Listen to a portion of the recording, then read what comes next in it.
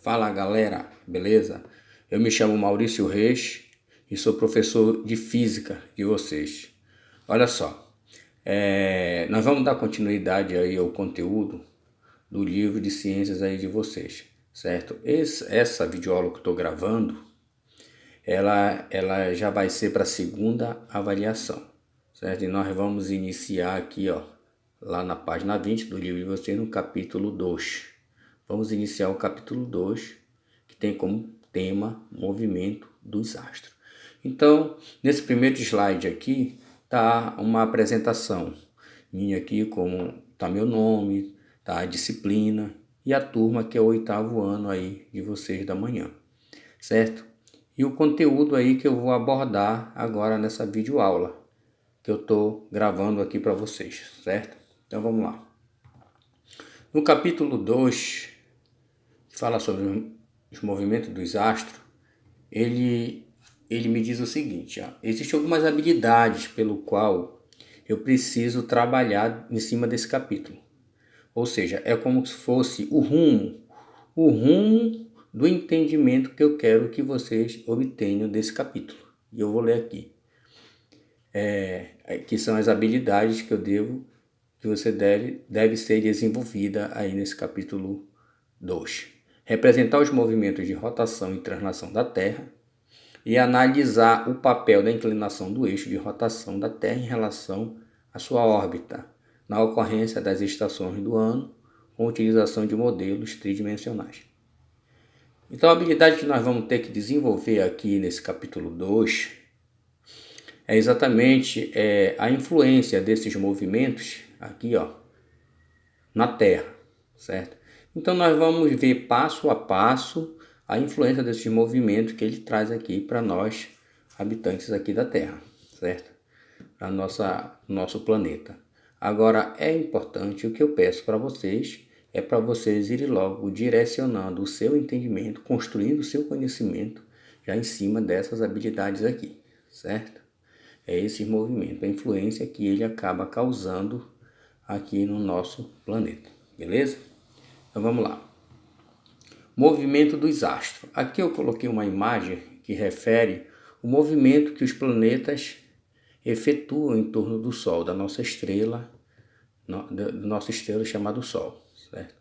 Então todos os planetas, todos os asteroides, tudo que compõe aqui o sistema solar gira em torno desse astro rei aí, que é chamado de Sol, certo? Que é a nossa estrela. Então, essa órbita que ocorre em torno do Sol nada mais é do que a trajetória desenvolvida por um astro em torno de outro, sob influência de uma força. Então, olha só, o que seria uma órbita? Seria uma trajetória descrita por um astro em torno do outro. Todos nós sabemos que o nosso planeta, assim como os demais planetas, eles orbitam em torno do Sol, que é um outro astro. Então, quando ocorre esse deslocamento de um astro em relação ao outro, eu chamo de órbita, desculpa. Então, essa trajetória que ocorre da Terra em torno do Sol é chamado de órbita, certo? Agora, quem desenvolve, quem provoca aí essa órbita é uma força, certo? Mas aqui nesse caso, para nós aqui não é tão importante essa questão de ideia de força aqui nesse momento. Você vai chegar no momento certo de você aprender o que seria força, certo? Isso aqui posso dizer que força você vai estudar com todas as propriedades no ensino médio. Mas só para enriquecer mais aqui o nosso entendimento, é que essa trajetória, esse movimento que produz essa órbita é provocado por uma força, certo? Força gravitacional. Teve um cientista que foi o primeiro a descrever a órbita do sistema solar, certo? Do sistema solar. E ele fez uma descrição matemática, tá, pessoal? Até mesmo porque ele era matemático. Era o Johannes Kepler, de 1571 a 1630.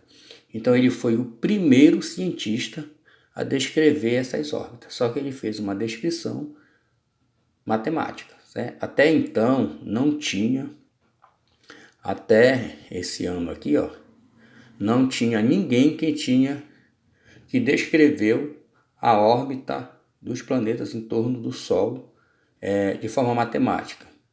Tinha uma descrição apenas por observação, certo? Agora Johannes Kepler não. Johannes Kepler, ele conseguiu descrever essa órbita matematicamente. Esse camarada aqui, ó, que ele nasceu em 1571 e morreu em 1630, ele, através dessa descrição matemática da órbita dos planetas em torno do Sol, ele lançou 3 leis, tá, pessoal? Que são conhecidas como as 3 leis de Kepler. Essas 3 leis você vai estudar com bastante detalhe no ensino médio, tá? Então eu vou passando, de acordo com eu vejo uma necessidade de uma informação para você, eu vou já deixando com você essa informação. Beleza? Vamos lá. Movimento de translação. O que seria o movimento de translação? É o movimento com que a Terra faz em torno do Sol numa órbita elíptica, levando 365 dias e 6 horas, dando origem a um ano terrestre. Então, o movimento de translação nada mais é do que a trajetória com que a Terra faz em torno do Sol. Essa trajetória com que a Terra, essa órbita com que ela descreve, pessoal, é chamado de órbita elíptica, olha. É elíptica. Existem 2 tipos de órbita, tá? Uma é circular, que é aquela que tem o formato de um círculo, e tem outra que é um formato alongado, como essa aqui, ó, que é exatamente o que a Terra faz em torno do Sol. Você pode perceber como se fosse um ovo deitado, certo? Isso aqui é chamado de órbita, por quê? Porque é um planeta, é um astro que gira em torno de outro. Então eu tenho uma órbita aqui, e esse formato dessa órbita aqui, ó, é chamado de elíptica, certo? E o tempo com que a Terra descreve essa trajetória é 365 dias e 6 horas, certo, pessoal? Tem um assunto relacionado a esse movimento de translação que muitas das vezes muitos não entendem. E eu vou tentar, e você vai entender agora aqui, que é a questão... Ah, tá. Só antes de eu falar sobre esse próximo assunto aqui, ó, eu queria falar sobre a velocidade. A velocidade da Terra, pessoal, só para você ter uma noção melhor, para a gente não ir passando de slide em slide e muitas das vezes deixando algumas curiosidades e dúvidas. Só para você ter uma noção e aumentar mais o seu conhecimento com relação a esse movimento de translação, essa velocidade, a velocidade com que a Terra descreve em torno do Sol é em média 30 km por segundo. Existe uma certa variação bem pouca, pessoal, porque vai depender em que posição a Terra vai se encontrar nessa órbita, tá? Mas você vai entender com mais precisão isso daqui também no ensino médio, tá? Mas uma velocidade média aqui, uma velocidade média com que a Terra descreve essa órbita em torno do Sol é de 30 km por segundo. Para você ter uma noção mais sólida dessa velocidade, imagina aí você no colégio autêntico. Se você conseguisse se você se deslocar do colégio autêntico até a entrada de Mosqueiro, não é em Mosqueiro, até a entrada de Mosqueiro, acredito que é um local que quase todos já foram, né? Então, se você conseguir deslocar o seu deslocamento do colégio autêntico até a entrada de Mosqueiro, dá mais ou menos 30 quilômetros essa distância.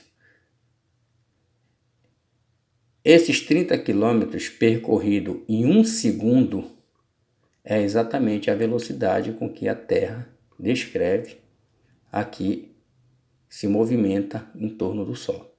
Só para você ter a noção da velocidade com que nós estamos nessa órbita. Ela percorre 30 quilômetros em 1 segundo. É como você fosse do Colégio Autêntico até a entrada de Mosqueiro em 1 segundo. É muita velocidade, certo? Beleza? Então, olha só. O que eu queria fazer com que vocês entendessem mesmo, propriamente dito, né? Porque a gente ouve muito falar no ano bissexto, certo? E esse ano de 2020 é ano bissexto. Então você vai entender aqui. Primeiro eu vou ensinar você matematicamente. E depois eu vou mostrar para você aqui dentro como é que ocorre esse ano bissexto, certo? Então olha só. O mês de fevereiro tem ano que o mês de fevereiro apresenta 28 dias. E tem ano que o mês de fevereiro apresenta lá no seu calendário, na sua folhinha, 29 dias, certo? No ano que ele apresenta 28 dias, você tem 365 dias anuais no ano, certo? 365 dias no ano. No ano que o seu calendário, mês de fevereiro, está 29 dias, é porque você tem 366 dias no ano. Quando apresenta 365 dias, você não tem um ano bissexto. Mas quando no seu calendário tem o 29, o dia 29 lá de fevereiro, ou seja, é um dia a mais. Então ele vai para 366 dias. Aí eu digo que esse ano é um ano bissexto. Bissexto por quê? Porque tem dois números 6 aqui, ó. Bi quer dizer 2, sexto quer dizer o número 6, certo? Então, no ano de 2020, que é esse ano que nós estamos, ele é ano bissexto. Agora, como é que funciona isso aqui? Mas por que isso aqui acontece, pessoal? Por quê? Porque é o seguinte, esses 365 dias aqui, ó, ele é distribuído, os 365 dias, ele é distribuído nos dias dos meses do calendário de um ano, de 12 meses. Então ele dá certinho lá 365 dias.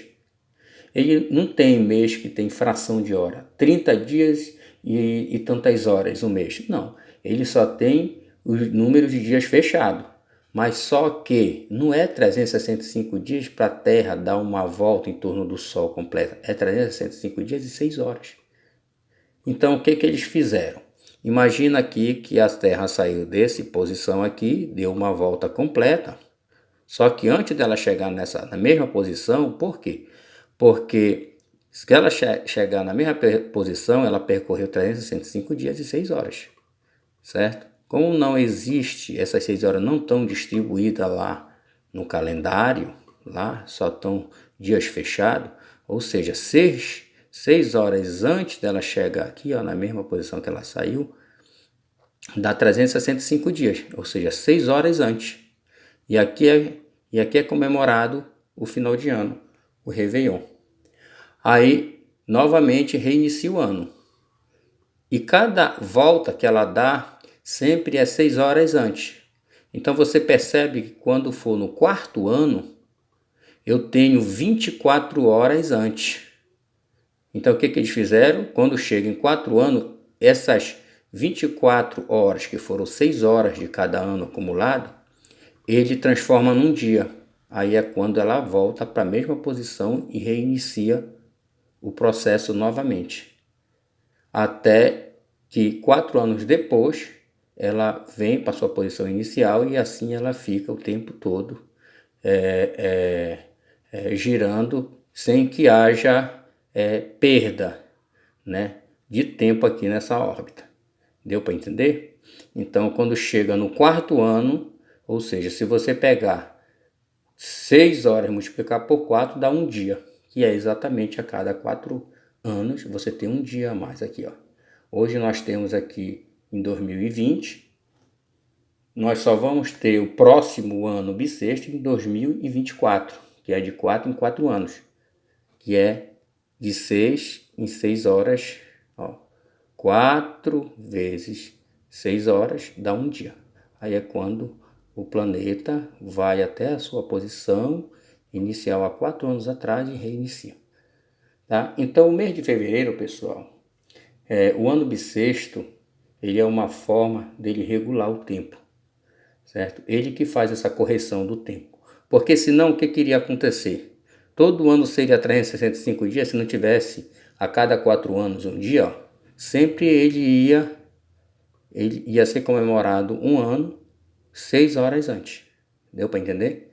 Se vocês tiverem dúvida com relação a essa explicação, a esse ano bissexto aí, vocês podem entrar em contato comigo pelo WhatsApp, pelo privado lá, né? Que aí eu posso esclarecer mais caso não fique claro para todos aí, certo? Mas acredito que deu para entender, deu para compreender aí perfeitamente, tá bom, pessoal? Então nós vamos parar por aqui a aula, essa videoaula nós paramos por aqui. E caso surja dúvida, como eu falei anteriormente, vocês entram no meu PV para a gente tirar, sanar todas as dúvidas, beleza? Então, uma boa Semana Santa para vocês, uma boa Páscoa e bons estudos e até a próxima, tá bom?